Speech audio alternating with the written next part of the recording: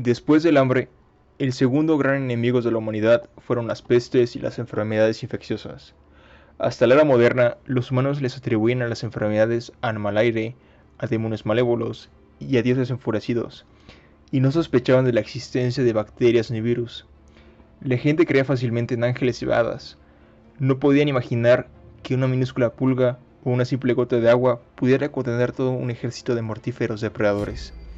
La muy conocida peste negra en Europa no fue un acontecimiento excepcional, ni siquiera la peor peste de la historia. Epidemias más desastrosas asolaron América, Australia y las islas del Pacífico, después de la llegada de los primeros europeos. Sin que exploradores y colonos lo supieran, llevaban consigo nuevas enfermedades infecciosas contra las cuales los nativos no estaban inmunizados. En consecuencia, hasta el 90% de las poblaciones locales murieron. América fue colonizada por migrantes de Asia que cruzaron el puente de hielo sobre el estrecho de Bering hace unos 40.000 años.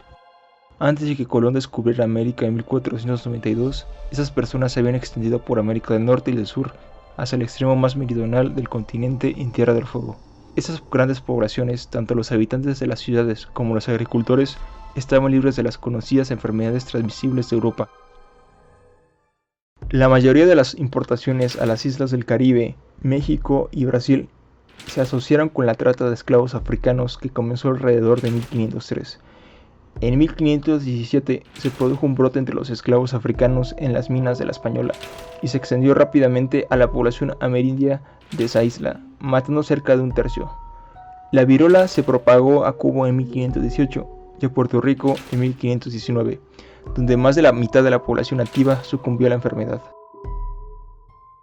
El efecto demográfico más profundo de la conquista europea, logrado en gran parte por la viruela, fue en las poblaciones nativas de las islas del Caribe, donde la población fue prácticamente aniquilada para ser reemplazada por esclavos africanos, conquistadores españoles y sus descendientes. En 1519, Cortés y sus seguidores navegaron de Cuba a los actuales territorios de México y llegaron en noviembre a Tenochtitlan, cuyo tamaño y esplendor les sorprendió. Celoso de la buena fortuna de Cortés, el gobernador de Cuba envió otra expedición bajo Narváez para reemplazar a Cortés.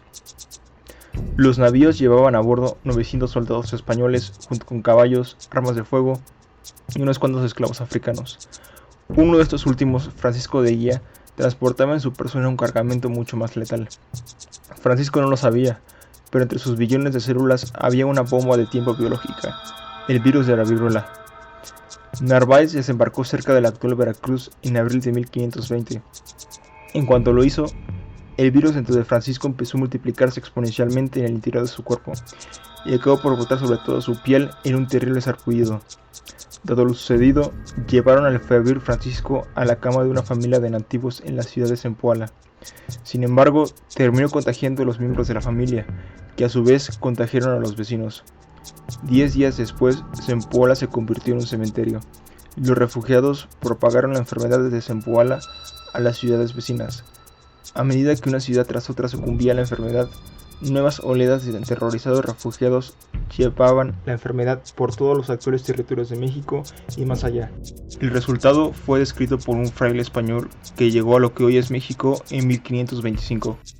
Al tiempo que el capitán Pánfilo de Narváez desembarcó en esta tierra, en uno de sus navíos vino un negro herido de viruelas, la cual enfermedad en esta tierra nunca se había visto, y a esa sazón estaba esta Nueva España, en extremo muy llena de gente, y como las viruelas se comenzasen a pegar a los indios, fue entre ellos tan grande enfermedad y pestilencia en toda la tierra, que en las más provincias murió más de la mitad de la gente, y en otras pocas menos, porque como los indios no sabían el remedio para las viruelas, antes como tienen muy de costumbre, sanos y enfermos, el bañarse a menudo, y como no lo dejasen de hacer, morían como chinches a montones. Murieron también muchos de hambre, porque como todos enfermaron de golpe, no se podían curar los unos a los otros, ni había quienes les diese pan ni otra cosa ninguna, y en muchas partes aconteció morir todos los de una casa, porque no podían enterrar tantos como morían. Para remediar el mal olor que salía de los cuerpos muertos, echabanles las casas encima, de manera que la casa era su sepultura. A esta enfermedad llamaron los indios la gran lepra, porque eran tantas las viruelas que se cubrían de tal manera que parecían leprosos. Y hoy en día algunas personas escaparon, parece bien por las señales, que todos quedaron llenos de hoyos. En septiembre de 1520 la peste había llegado al Valle de México, y en octubre cruzó las puertas de la capital azteca, Tenochtitlan, una magnífica metrópolis en la que habitaban 250,000 almas. En 2 meses, al menos un tercio de la población pereció, incluido el Tlatelolco y Cuitláhuac.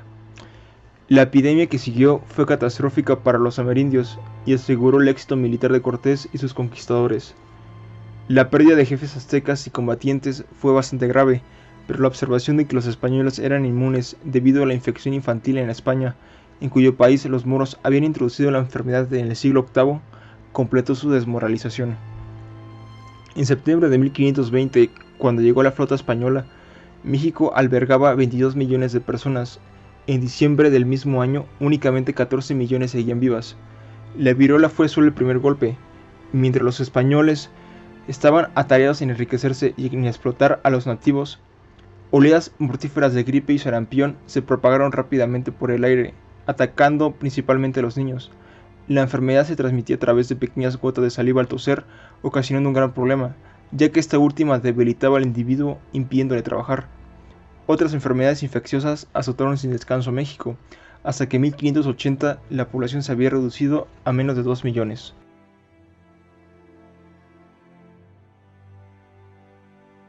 Para concluir, debemos de remarcar que los europeos no tuvieron una firme conciencia de traer enfermedades al nuevo continente, ya que lo que menos querían era que los indígenas se murieran por tratarse de mano de obra. Además, a lo largo de la historia los pueblos han pasado de ser conquistados a conquistadores. Inclusive los mismos españoles habían sido conquistados antes. Todos los pueblos han sufrido horrores. Es parte de la conquista, es parte del horror de la guerra.